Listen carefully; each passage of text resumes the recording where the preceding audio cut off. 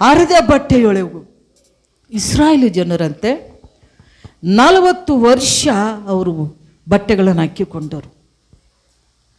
ಆ 40 ವರ್ಷ ಹಗಲು ರಾತ್ರಿ ಅವರು ಹಾಕಿಕೊಂಡ ಆ ವಸ್ತ್ರವು ದಿನೇ ದಿನೇ ಅದೇ ಆ ವಸ್ತ್ರನೇ ಬೆಳೆಯುತ್ತಾ ಹೋಗ್ತಾ ಇದೆ. ಅವರು ಬೆಳೆಯುತ್ತಾ ಹೋಗ್ತಾ ಇದ್ದಾರೆ. ಅವ್ರು ಹಾಕಿಕೊಂಡ ಚಪ್ಪಲಿ ಬೆಳೆಯುತ್ತಾ ಹೋಗ್ತಾ ಇದೆ. ಎಲ್ಲ ನೋಡ್ರಿ, 40 ವರ್ಷದ ಕೆಳಗೆ ಹಾಕಿಕೊಂಡ ಬಟ್ಟೆ ಈಗ ಆಗುತ್ತಾ?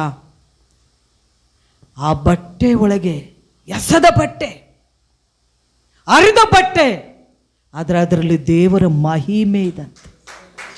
ಅದಕ್ಕೆ ಯೇಸು ಸ್ವಾಮಿ, ನಮಗೆಲ್ಲ ಗೊತ್ತು, ಮರಣವು ಹೊಂದಿದಾಗ ಆತನ ವಸ್ತ್ರಗಳು ಹರಿದು ಚೀಟಿ ಮಾಡಿಕೊಂಡ್ರಂತೆ.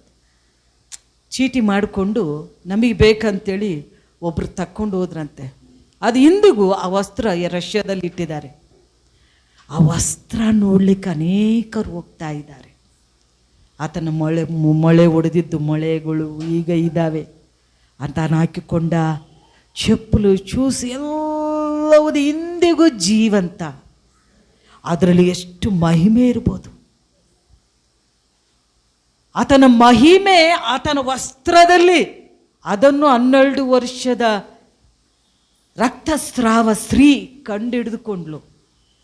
ಆತನ ಬಳಿಗೆ ಹೋಗ್ಲಿಕ್ಕಾಗಲ್ಲ, ಜನರು ತುಂಬಿಕೊಂಡು ಬಂದಿದ್ದಾರೆ.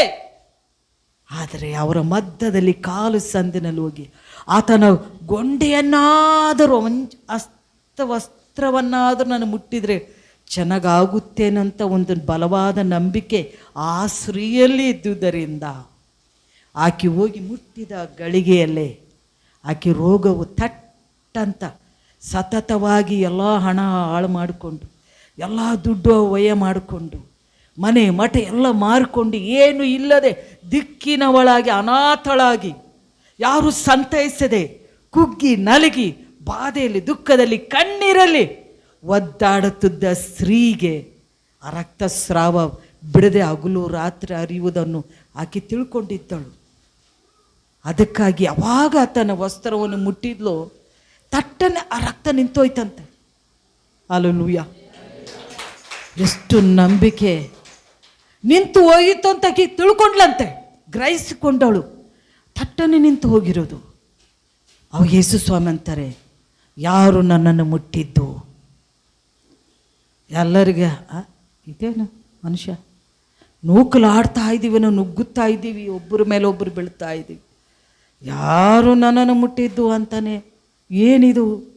ಆತ್ಮದಲ್ಲಿರುವವರು ಆತ್ಮದ ಪರವಶರಾಗಿ ಆತ್ಮೀಯ ನೇತ್ರಗಳನ್ನು ತೆರೆಯುವಾಗ ಅವರಿಗೆ ಗೊತ್ತಾಗುತ್ತದೆ ಅಲ್ಲಿ ಏನು ನಡೀತಿದೆ, ಕಾರ್ಯವು ಯಾರೊಳಗೆ ಯಾವ ಶಕ್ತಿ ಹೋಗ್ತಿದೆ ಅಂತ ಗೊತ್ತಾಗ್ತೈತೆ.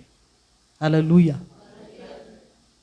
ಅವಾಗ ಹೇಳಿದ ಯೇಸು ಸ್ವಾಮಿ, ಯಾರು ನನ್ನನ್ನು ಮುಟ್ಟಿದ್ದಂತ ಹುಡುಕಿದಾಗ ಆ ಸ್ತ್ರೀಯಲ್ಲಿ ಭಯಪಡುತ್ತಾ ನಿಂತ್ಕೊಂಡಿದ್ದಳು. ಅವಳಂತಾರಯ್ಯ, ನಾವೆಲ್ಲ ಒದ್ದಾಡ್ತಾ ಇದ್ದೀವಿ, ನೀನು ಯಾರು ಮುಟ್ಟಿದ್ದಂತ ಕೇಳ್ತೀಯಲ್ಲಯ್ಯ ಇಷ್ಟು ಜನದ್ರೊಳಗೆ. ಹೌದು, ಯಾರು ಆತನನ್ನು ಅರಿತುಕೊಳ್ತಾರೋ, ಯಾರು ಆತನ್ನು ಗ್ರಹಿಸಿಕೊಳ್ತಾರೋ. ನೀನು ಮನೆಯಲ್ಲಿ ಇದ್ದಾಗೆ ಈ ದಿನದಲ್ಲಿ ನಾನು ದೇವರ ಆಲಯಕ್ಕೆ ಹೋಗ್ತಾ ಇದ್ದೆ, ನಾನು ವ್ಯರ್ಥವಾಗಿ ಹೋಗಬಾರ್ದು ಸ್ವಾಮಿ, ನನಗೇನಾದರೂ ನಿನ್ನ ಗ್ರಹಿಸಿಕೊಳ್ಳುವಂಥ ಮಾತುಗಳು, ನಿನ್ನ ಮಾತುಗಳು ನಾನು ಹಿಡಿದುಕೊಂಡ್ರೆ ಅದು ನನಗೆ ಆಹಾರ, ಅದು ನನ್ನ ದೇಹಕ್ಕೆ ಸ್ವಸ್ಥತೆ, ನನಗೆ ಬಲವು. ನಮ್ಮ ತಿನ್ನ ಆಹಾರದಲ್ಲಿ ಬಲ ಇಲ್ಲ, ದೇವರು ಕೊಡುವ ಆಹಾರದಲ್ಲಿ ಶಕ್ತಿ. ಅದಕ್ಕೆ ನಾನೇ ರೊಟ್ಟಿ ಅಂದ, ನಾನೇ ಜೀವ. ನನ್ನ ತಿಂದವನು ಸತ್ತರೂ ಬದುಕುತ್ತಾನೆ, ಮತ್ತು ಸತ್ತು ಹೋದರೂ ತಿರುಗಿ ಬದುಕುತ್ತಾನೆ, ಮತ್ತು ಎಂದಿಗೂ ಜೀವಂತವಾಗಿರ್ತಾನೆ. ಹಲ್ಲೆಲೂಯಾ! ಆತನ ಶಕ್ತಿ ಅಂತ ಆಕೆ ಒಳಗೆ ಹೋಯ್ತಂತೆ. ಯಾರು ಮುಟ್ಟಿದ್ರು ಅವ್ರೊಳಗೆ. ಹೌದು, ನೀವು ದೇವರ ಆಲಯಕ್ಕೆ ಬಂದಾಗ ಅದಕ್ಕೆ ಒಬ್ರಿಗೆ ಗೊತ್ತಾಗಲ್ಲ, ದೇವರ ಶಕ್ತಿ ಅವರೊಳಗೆ ಹೋಗ್ತದೆ. ಒಂದು ಸಾರಿ ಕ್ಯಾಥರ್ ಕುಲ್ಮೆನು ಇದ್ಲಂತಕ್ಕೆ ದೇವರ ಆಲಯದಲ್ಲಿ ಹಿಂಗೆ ದೊಡ್ಡ ಮೀಟಿಂಗ್ ನಡೀತಾ ಇದ್ದಾಗ ಆಕಿ ಮತ್ತು ಹೋಗಿಬಿಟ್ಟೆ ನಿಂತ್ಕೊಂಡು ಆರಾಧನೆ. ಅವರಲ್ಲಿ ಸ್ತ್ರೀ ಪುರುಷರು ಅಂತ ಇರಲ್ಲ, ಎಲ್ಲ ಮಿಕ್ಸಾಗಿ ನಿಂತ್ಕೊಂಡು ದೇವರ ಆರಾಧನೆ ಮಾಡ್ತಾ ಇದ್ದಾರೆ ಎಲ್ಲರೂ. ದೇವರ ಆತ್ಮನ ಪರಿಶುದ್ಧ ಆತ್ಮದೇವನು ಆಕೆಯ ಪಕ್ಕದಲ್ಲಿರುವಂಥ ವ್ಯಕ್ತಿಯ ಬಳಿಗೆ ಹೋದನಂತೆ. ಹೋಗಿ ನಾನು ನಿನ್ನನ್ನು ಸೇವೆಗೆ ಬಲವಾಗಿ ಉಪಯೋಗಿಸ್ಕೊಳ್ತೇನೆ, ನನಗೆ ನೀನು ಬೇಕು, ನೀನಂದರೆ ಇಷ್ಟ, ನಾನು ನಿನ್ನನ್ನು ಪ್ರೀತಿ ಮಾಡ್ತೀನಿ, ಬರ್ತೀಯ ನನ್ನ ಹಿಂದೆ ಅಂತೇಳಿ ಯೇಸು ಸ್ವಾಮಿ ಕರೆದ್ರಂತೆ. ಆತನು ಹೇಳ್ದ, ಸ್ವಾಮಿ ನಾನು ಜಾಬ್ ಮಾಡಬೇಕು, ನಾನು ಬಿಸ್ನೆಸ್ ಮಾಡಬೇಕು, ನಾನು ಮನೆ ಕಟ್ಟಬೇಕು, ಸಂಪಾದನೆ ಮಾಡಬೇಕು, ಎಲ್ಲ ಐತೆ, ನನಗೆ ಇಂಟ್ರೆಸ್ಟ್ ಇಲ್ಲ, ನನ್ನ ಪಕ್ಕದವರಿಗಿದಾರಲ್ಲ ಅವರಿಗೆ ಹೋಗ್ಬೇಕಾದ್ರೆ ಬಳಸ್ಕೋ ಅಂದಂತೆ. ನೋಡಿ ದೇವ್ರ ಪ್ರೀತಿ ಹೆಂಗಿದೆ ಅಂದರೆ, ಸರಿ ಆತನು ಟೆಸ್ಟ್ ಮಾಡ್ತಾ ಇದ್ದಾನೆ. ಪಕ್ಕದಲ್ಲಿರುವನೇ ಕ್ಯಾಥಲಿಕ್ ವುಮೆನ್, ಆಕೆ ಪಕ್ಕದಲ್ಲೋಗಿ ನನ್ನ ಸೇವೆಗೆ, ಆಕೆ ಏನು ಹೇಳ್ತಾ ಇದ್ದಾಳೆ ಅಂತ ಆಕೆ ಮೊನ್ನೆ ನಿಂತ್ಕೊಂಡು ಕೇಳುವಾಗ, ಸ್ವಾಮಿ ನನ್ನನ್ನು ಉಪಯೋಗಿಸು, ನಿನ್ನ ದಯ ಕರುಣೆ ನನ್ನ ಮೇಲೆ ಇರೋರು, ಹಲ್ಲೆಲೂಯಾ ಹಲ್ಲೆಲೂಯಾ, ದೃಷ್ಟಿಸು ನಿಂದಯಿಂದಲೇ ಕರುಣಿಸು, ನಿನ್ನ ಕೃಪೆಯಿಂದಲೇ ಸ್ವಾಮಿ ನನ್ನನ್ನು ದೃಷ್ಟಿಸು, ನನ್ನನ್ನು ಉಪಯೋಗಿಸುವ ಸಾಧಕಳನ್ನಾಗಿ ನನ್ನನ್ನು ಮಾಡು, ನಿನ್ನ ಸೇವೆಗೆ ನನ್ನನ್ನು ಕರೆದಿರುವುದಾದರೆ ನನ್ನ ಸಂಗಡ ಮಾತನಾಡು ಅಂತ ಮೊರೆಡ್ತಾ ಇದ್ದಾಳೆ. ಯೇಸು ಸ್ವಾಮಿ ಹೋದ್ರಂತೆ, ನೀನು ನನ್ನ ಹಿಂದೆ ಬರ್ತೀಯಾ, ನಾನು ನಿನ್ನ ಸೇವೆಗೆ ಕರಿತಾ ಇದ್ದೀನಿ, ಬರ್ತೀಯಾ ಅಂತ ತಕ್ಷಣ ಎಲ್ಲ ಬಿಟ್ಟುಕೊಟ್ಟು ಕೈಗಳ ಮೇಲೆ ಎತ್ಕೊಂಡ್ಲಂತೆ, ಸ್ವಾಮಿ ನಾನು ಬರುತ್ತೇನೆ, ಸಿದ್ಧಳಾಗಿದ್ದೇನೆ. ಯಾರು ಎಲ್ಲವನ್ನು ಬಿಟ್ಟು ಕಳೆದುಕೊಂಡ್ರು, ಬಿಟ್ಟು ಆತನಿಂದ ಹೋದ್ರು, ಅವರನ್ನು ಬಲವಾಗಿ ದೇವರು ಉಪಯೋಗಿಸ್ಕೊಂಡಿದ್ದಾನೆ, ಅವರನ್ನು ಶಕ್ತಿಯುತವಾಗಿ ಉಪಯೋಗಿಸ್ಕೊಂಡಾರೆ. ಪ್ರಪಂಚಕ್ಕೆ ಯಾವತ್ತೂ ಅವರಿದ್ದ ಊರಲ್ಲಾಗಲಿ, ಪ್ರಪಂಚಕ್ಕಾಗಲಿ, ಯಾವ ಜಿಲ್ಲೆಯಲ್ಲಾಗಲಿ ಅವರನ್ನು ಗುರುತಿಸುವ ಒಂದು ಬಲವಾದ ಬಿರುದುಗಳ ಸ್ತಂಭವನ್ನಾಗಿ ದೇವರು ಮಾಡಿದ್ದಾನೆ. ಗೊತ್ತಾ, ಬೆನಹಿನನ್ ಇವತ್ತು ದೊಡ್ಡ ವ್ಯಕ್ತಿ, ಆತನ ಸೇವೆಯಲ್ಲಿ ಬಲವಾಗಿ ಹೋಗ್ತಾ ಇದ್ದಾನೆ. ಆತನಂತೆ ಈಕೆಯ ಸೇವೆಯಲ್ಲಿ ಈಕಿನ ಹತ್ರ ಕೈಯಿಂದ ಪ್ರಾರ್ಥನೆ ಮಾಡಿಸ್ಕೋಬೇಕಂತೇಳಿ ಸ್ಟೇಜಿನ ಮೇಲೆ ರಾತ್ರಿ ಎಲ್ಲ ಮೀಟಿಂಗ್, ಜನ ಅಂತ ಆ ಒಮ್ಮದ್ರಲ್ಲಿ. ಆ ಒಮ್ಮೆ ಎಷ್ಟು ಮಹಿಮೆ ಅಂದರೆ, ಮುಂದೆ ಇದ್ದರೆ ಜನ ಎಲ್ಲ ಓಡಿ ಬರೋರಂತೆ, ಓಡಿ ಬಂದಮ್ಮ ನನ್ನ ಮೇಲೆ ಕೈ ಇಡು ಅಂದರೆ ಎಷ್ಟು ಜನಕ್ಕೆ ಇರ್ತಾಳೆ, ಆಕೆನೂ ಮನುಷ್ಯಳಲ್ವ. ಅದಕ್ಕೆ ಒಳ್ಳೆ ಮೀಟಿಂಗ್ ಆರಾಧನಾ ಸಮಯದಲ್ಲಿ ಹಿಂದಗಡೆ ಕಿಚನ್ ರೂಮ್ ಇರ್ತಿತ್ತಂತೆ, ಮೀಟಿಂಗ್ ಒಳಗೆ ಕಿಚನ್ ರೂಮ್ ಇರುತ್ತಲ್ಲ ಅಡಿಗೆರ ಮನೆಯಿಂದ, ಅಲ್ಲಿ ಒಳಗಲಿಂದ ಬಂದು ಸ್ಟೇಜ್ ಒಳಗೆ ಹೋಗ್ತಿದ್ಲಂತೆ, ಮೇಲೆ ಹತ್ತಿತಿದ್ಲಂತೆ. ಅವಮ್ಮ ಬರ್ತಾ ಇದ್ರೆ ಸ್ಟೇಜ್ನಲ್ಲಿ ಕಿಚನ್ ಒಳಗಿಂದ ಒಂದು ಅಡುಗೆ ಮಾಡೋ ಒಳಗಿಂದ ಬರ್ತಿದ್ರೆ, ಚಪಾತಿ ಮಾಡೋಕೆ ಹಿಟ್ಟು ಕಲಿಸೋರು, ಕಾಯಿಪಲ್ಯ ಕಟ್ ಮಾಡೋರು, ಅಡುಗೆ ಮಾಡೋರು, ಅವರೆಲ್ಲ ಅಭಿಷೇಕ ಅವರಿಗೆ ಬಂದ್ಬಿಟ್ಟು ಅವ್ರು ಹಾಗೆ ಬಿದ್ದೋಗಾರಂತೆ ಕೆಳಗೆ. ಹಲ್ಲೆಲೂಯಾ, ಬಿದ್ದು ಬಿಡೋರಂತೆ. ಇಟ್ಟಾಕೊಂಡು ಮಕ್ಕದ ಮೇಲೆ ಇಟ್ಟಾಕೊಂಡು ಬರೋಡು, ಕಾಯಿಪಲ್ಯ ಹಾಕ್ಕೊಂಡು ಆ ಸನ್ನಿಧಿ ನಿಲ್ಲಕ್ಕೆ ಆಗ್ತಾ ಇಲ್ಲ ಅಂತ. ಅಂಥ ಬಲವಾದ ಸ್ತ್ರೀ ದೇವರು ಉಪಯೋಗಿಸ್ಕೊಂಡಿದ್ದಾನೆ. ಆ ಒಂದು ಆಕೆಯ ಒಂದು ಮೀಟಿಂಗ್ನಲ್ಲಿ ಬೆನೀನ್ ಏನು ಮಾಡಿದ್ನಂತೆ, ರಾತ್ರಿ ಎಲ್ಲ ಸ್ಟೇಜ್ ಮೇಲೆ ಹಾಕ್ಯಂತ ಎಲ್ಲರೂ ಮೀಟಿಂಗ್ ಮುಗಿದು ಹೋದರೆ ರಾತ್ರಿ ಎಲ್ಲ ಸ್ಟೇಜ್ ಮೇಲೆ ಮಕ್ಕೊಂಡಾರಂತೆ. ಇಲ್ಲ, ನಾನು ಅವಮ್ಮನ ಹತ್ರ ಪ್ರೇಯರ್ ಮಾಡಿಸ್ಕೋಬೇಕು. ಬೆಳಗಿನ ಜಾವ 3 ಗಂಟೆವರೆಗೆ ಕ್ಯೂ ಅಂತೆ, ದೊಡ್ಡ ಕ್ಯೂ ನಿಂತಂತೆ ಅವಮ್ಮಗೆ ಪ್ರಾರ್ಥನೆ ಮಾಡಿಸ್ಕೊಳ್ಳಿಕ್ಕೆ. ರಾತ್ರಿ ಎಲ್ಲ ಅಲ್ಲಿ ಮಲ್ಕೊಂಡು ಮನೆಗೆ ಹೋಗದೆ ನಿಂತ ಸೇವಕನನ್ನು ದೇವರು ನಿನ್ನನ್ನು ಸೇವೆಗೆ ಕಡಿತಾ ಇದ್ದಾನೆ ಅಂತ ಹೇಳಿದ್ರಂತೆ. ಪ್ರವಚನ ಕೊಟ್ಲು, ದೇವರು ನಿನ್ನ ಸೇವೆ ಕರಿತಾ ಇದ್ದಾನೆ, ನೀನು ಬರಲಿಕ್ಕೆ ಸಿದ್ಧವಾಗಿದ್ದೀಯಾ?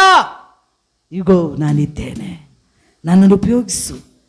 ಇಂದಿನ ದಿನದಲ್ಲಿ ಆತನಿಗೆ 75 ವರ್ಷ 80 ವರ್ಷ ಆದರೂ ಕೂಡ ಬೆನೀನು ಬಲವಾಗಿ ಉಪಯೋಗಿಸ್ಕೊಳ್ತಾ ಇದ್ದಾರೆ. ಯಾರು ಆಸಕ್ತಿತೋ ಆಶೆಯಿಂದ ಎದುರು ನೋಡುತ್ತಾರೋ ಅವ್ರಿಗೆ ದೇವರು ತಪ್ಪದೆ ಕಾರ್ಯ ಮಾಡ್ತಾರೆ. ನೀನೆಷ್ಟೇ ಮೂಲೆಯಲ್ಲಿದ್ದರು, ನೀನು ಬರಬಾರ್ದಂತೇಳಿ ನೀನು ಗುಂಡಿಯೆಲ್ಲ ಹಾಕಿ ಬಿಸಾಕಿದ್ರು ಕೂಡ ದೇವ್ರು ಕರೆದನಂದರೆ ಎಸದ ಜಾಗದಲ್ಲೇ ಜನಾಂಗವನ್ನು ಎಬ್ಬಿಸ್ತಾನೆ ನಿನ್ನ ಮೂಲಕ. ನಾವು ನನ್ನ ದಿನದಲ್ಲಿ ಊರಿಗೆ ಹೋಗಿದ್ವಿ, ಅನಂತಪುರಿಗೆ. ಅಲ್ಲಿ ಒಬ್ಬ ಸೇವಕ ಹೇಳ್ತಾ ಇದ್ರು, ಅವ್ರು ನಮಗೆ ಸೇವೆ ಕರೆದಿದ್ರು. ನಿಮಗೆ ಗೊತ್ತುಂಟಲ್ಲ, ಕಾವಲಿಗೆ ಹೋಗಿದ್ವಿ, ಅಲಗಾಯಿ ಪಲ್ಲಿ ಅಂತೇಳಿ ಸಮುದ್ರ ಪಕ್ಕನ ಇದೆ. ನಾವು ಸೇವೆಗೆ ಹೋಗಿದ್ವಲ್ಲಿ 3 ದಿವಸ ಪಾಸ್ಟ್ರುಗಳಿಗೆ ಕಾವಲಿಯಲ್ಲಿ ನಮಗೆ ಟೀಚಿಂಗ್ ಮಾಡಲಿಕ್ಕೆ ಕರೆದಿದ್ರು, ಮೀಟಿಂಗ್ ಇಟ್ಟಿದ್ರು. ಹೋಗಿದ್ವಿ ಪಾಸ್ಟ್ರುಗಳಿಗೆ ಟೀಚಿಂಗ್ ಆದ ತಕ್ಷಣ ಅವತ್ತು ಸಾಯಂಕಾಲದಲ್ಲಿ ಏನಾಯ್ತಂದರೆ, ಒಂದು ಅಲಗಾಯಿ ಪಲ್ಯ ಅಂತೇಳಿ ಇಲ್ಲಿದೆ ಪಾಸ್ಟ್ರೆ ಸಿಸ್ಟರ್ ಬರ್ರಿ ಪ್ರೇಯರ್ ಮಾಡೋಣ, ಅಲ್ಲಿ ಮೀಟಿಂಗ್ ಇಟ್ಟಿದ್ದಾರೆ ಅಂತ. ನಾವು ಅಲ್ಲಿಗೆ ಹೋದಾಗ ಸಮುದ್ರ ಅಲ್ಲಿಂದ ಅಲ್ಲಿಗೆ ಒಂದು ಅರ್ಧ ಪರ್ಲಂಗ್ ಇರುತ್ತೆ ಅಷ್ಟೇ, ಇಸುಗಿನ ಮೇಲೆ ಎಲ್ಲ ಒಂದು ಟಂಕಾಯಿದು ಗಿಡ ಇತ್ತಲ್ಲ, ಅದು ಮರದಿಂದ ಆ ಒಂದು ಎಲ್ಲ ಒದಿಸಿದ್ದಾರೆ, ಸುತ್ತ ಬೇಲಿ ಹಾಕಿದ್ದಾರೆ, ಮೇಲೆ ಏನಿಲ್ಲ, ಚಾವಣಿ ಇಲ್ಲ, ಕೆಳಗಡೆ ಅವರು ದೇವರನ್ನು ಆರಾಧಿಸ್ತಾ ಇದ್ದಾರೆ. ಅದು ಚರ್ಚು. ರಾತ್ರಿ ಆಯಿತು, ಮಬ್ಬಿನಲ್ಲಿ ನನಗೆ ನೋಡಲಿಕ್ಕಾಗಲಿಲ್ಲ ಆ ಊರು. ಆದರೆ ದೇವರು ನನಗೊಂದು ಬಲವಾದ ಮಾತು ಕೊಟ್ಟಿದ್ದರು. ಅದನ್ನು ನಾನು, ದೇವರು ಈ ಸಭೆಯನ್ನು ಕಟ್ಟುತ್ತಾ ಇದ್ದಾನೆ ಅಂತೇಳಿ ದೇವರು ವಾಗ್ದಾನ ಮಾಡ್ತಾ ಇದ್ದಾನೆ ಅಂತ ಪ್ರವಚನ ಮೂಲಕವಾಗಿ ಮಾತನಾಡಿದಾಗ, ಆ ಒಂದು ಸೇವಕರು ಭಾಳ ಬಡ ಸೇವಕರು, ಅವ್ರು ತಿನ್ನಲಿಕ್ಕೆ ಆಹಾರ ಇಲ್ಲ. ಅಂದರೆ ಬಡ ಅಂದರೆ ಅಲ್ಲ, ಅವರು ಎಂಥ ಸೇವೆಯಲ್ಲಿ, ಅವ್ರ ಮಗ ರಾಜಮಂಡ್ರಿಯಲ್ಲಿ ಉನ್ನತವಾಗಿದ್ದಾನೆ, ಒಳ್ಳೆ ಆಸ್ತಿಪರನ ಚೆನ್ನಾಗಿದ್ದಾನೆ, ಮಕ್ಕಳು ಎಲ್ಲರೂ ಚೆನ್ನಾಗಿದ್ದಾರೆ. ಇವರು ಸೇವೆಗೊಪ್ಪಿಸ್ಕೊಂಡು ಗಂಡ ಹೆಂಡತಿ ತಾವು ಇದ್ದಂಥ ಊರು ಬಿಟ್ಟು ಬೇರೆದೇ ಊರಿಗೆ ಬಂದು ನಿವಾಸ ಮಾಡುತ್ತಿದ್ದರಿಂದ ಅಲ್ಲಿ ಭಾಳ ಕಷ್ಟದ ಸೇವೆಯಲ್ಲಿರುವಾಗ ದೇವರು ಪ್ರವಚನ ಕೊಟ್ಟರು.